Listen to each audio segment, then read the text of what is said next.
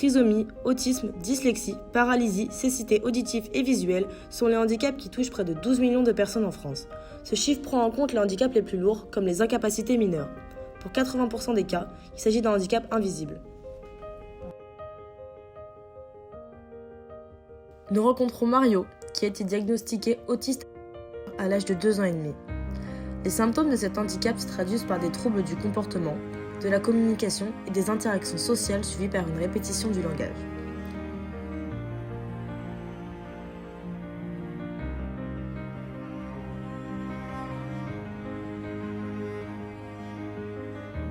C'est un jeune qui a été pris en charge très rapidement. Il est allé à l'école comme tous les autres enfants avec une AVS.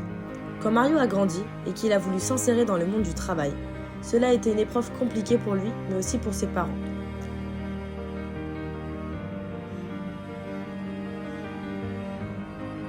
Il est passionné de cuisine, une activité manuelle et visuelle où les étapes à suivre sont précises, ce qui lui simplifie la tâche.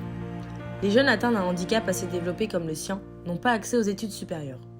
Un jour, Alexandre Dallery a vu cuisiner Mario et a voulu lui proposer un stage dans une de ses boulangeries-pâtisseries. Finalement, Mario et sa maman travaillent ensemble dans la pâtisserie Dallery. Ses parents ont créé une association qui se nomme Dans le monde de Mario. Il cuisine des gâteaux, des compotes, en collaboration avec la pâtisserie Dallery.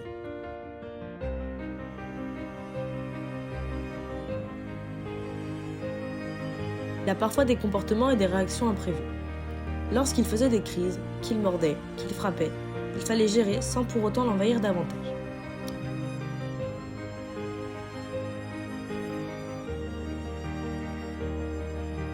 Pour le futur de Mario, sa maman envisage de lui faire prendre son indépendance tout en faisant des activités ensemble.